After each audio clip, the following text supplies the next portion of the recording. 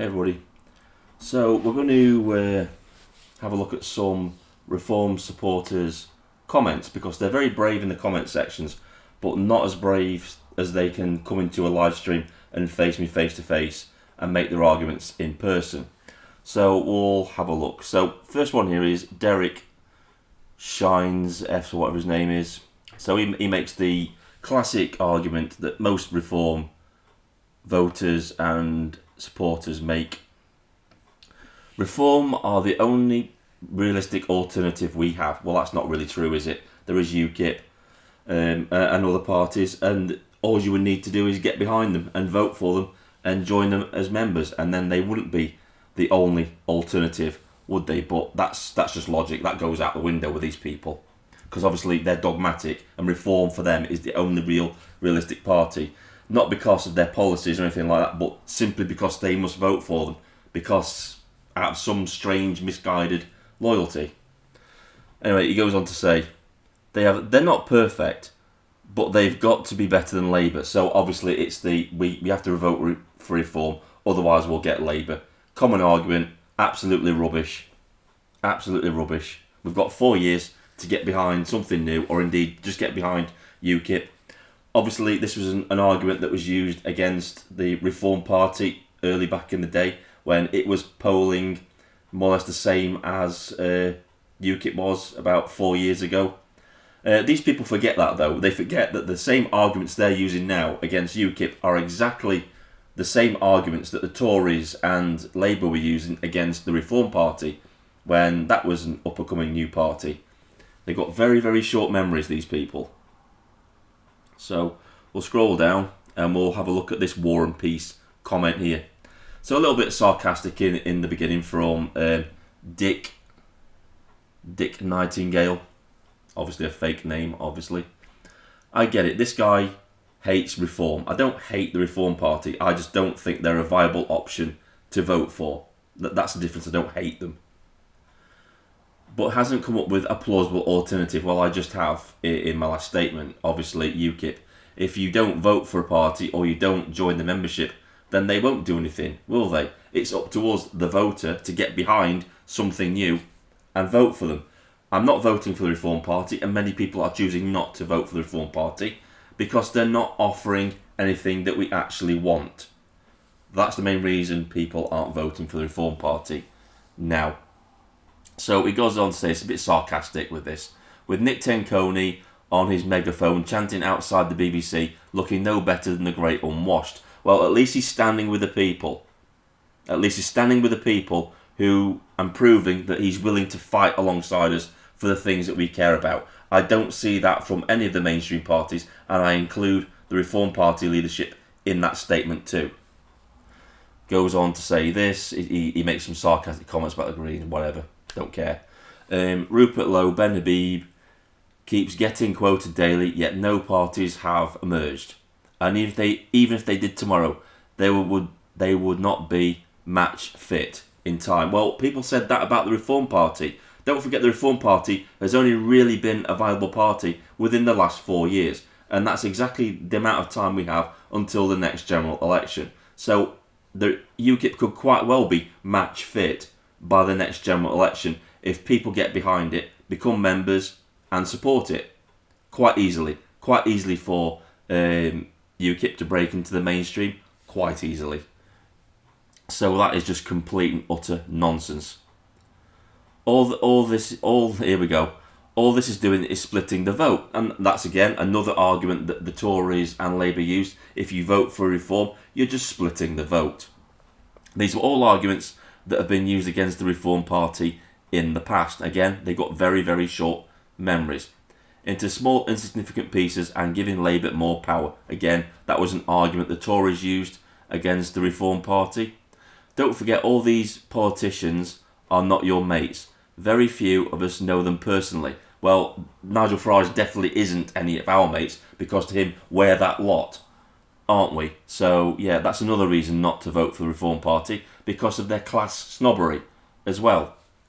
Thanks for reminding me about that.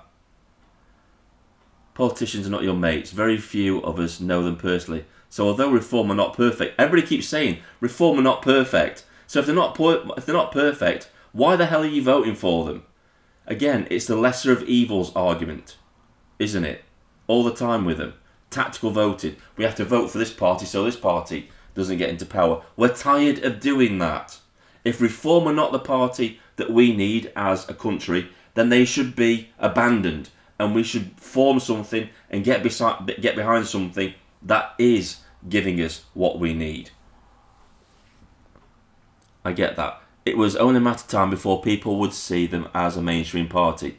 But taking support away from them in favour of a lost cause, how do you know it's a lost cause? People were saying the same thing about the Reform Party 4 years ago. It's a lost cause to give support to the Reform Party. These are all old arguments, all used by the Tories to try and smear the Reform Party when it was first forming, when it was coming through the polls. So there's nothing new there at all. By taking support away from in favour of a lost cause is not the way to change 2029. And voting for the Reform Party is not the way for change. They've already stated they're not going to change anything. There's no point stopping the small boats coming across the channel if you're not going to deport the illegal immigrants that are already here. It's a waste of time. And the Reform Party is not offering that. That's why they're not a viable party to vote for. And that these are the key things that people are asking. If you ask the population, 67% of the population want mass deportations of illegal immigrants. 99% of your own party, the subscribers, want mass deportations of illegal immigrants. Your own branches want mass deportations of illegal immigrants. That's why many of them have actually quit, disbanded, because they're disillusioned with the way the party is being run. You're falling apart from within. You're forgetting about that. The party has changed significantly since the general election. If Reform scrape in, then that could channel the start of a reaction by others to form new parties. New blood and new fresh start. Well, why don't we do that now? Why do we have to wait for Reform to scrape into power before we can start new parties? Surely the best thing to do would be to start a new party now, everybody get behind it and build it up for the next 4 years and get it into power into the next general election. You don't make any sense. That doesn't make any sense. That's tactically not sound. I would then take a look at what they stood for. Why not do that now? Again, doesn't make any sense. I would love to be wrong over all this. Let's imagine a new super party launched tomorrow that could project themselves at a supersonic rate to have the support of all a nation. Plenty of seats, listen to what we wanted, and actually accordingly, wow, it will be a great first at the booth. But the reality is, I have said before, I would vote for a mouldy strawberry if there was a good chance it could win the next general election. Absolute garbage. Garbage. No logic in that comment whatsoever. Didn't make any sense at all. Well, let's see if we can see. No, this was another one. This guy here, Star Sale 85. He says this: by what insane rhetoric do you assign the Reform Party as centre-left? Their own actions and their own words. They call themselves a centrist party, and their policies, by the looks of them now, they're trying to court the Muslim vote. Well, that is something that the left wing do. So they're a centre-left party, in my opinion.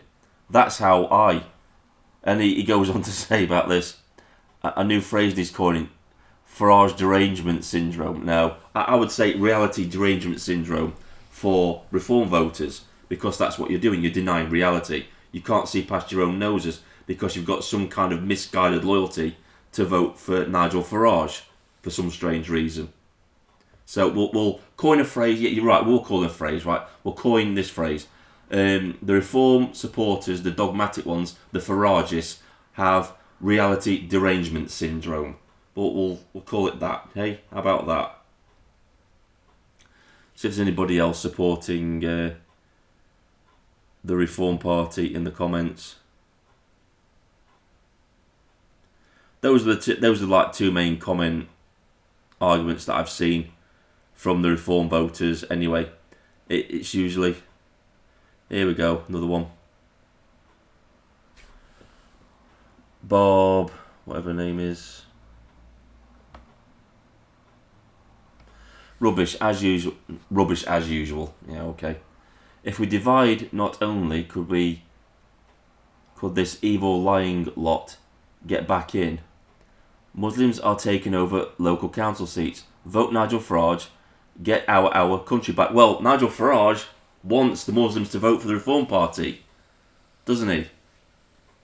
Reform are not the answer. They're not going to tackle the Islamists or anything like that. They're not.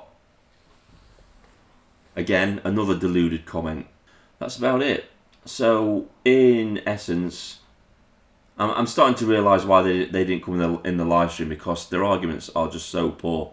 They've got absolutely nothing, have they? When it comes to arguments and logic. Just didn't make any sense. It's either insults or it's just we have to vote for the Reform Party or get Labour, which is just the argument that the Tories used at the last general election, wasn't it?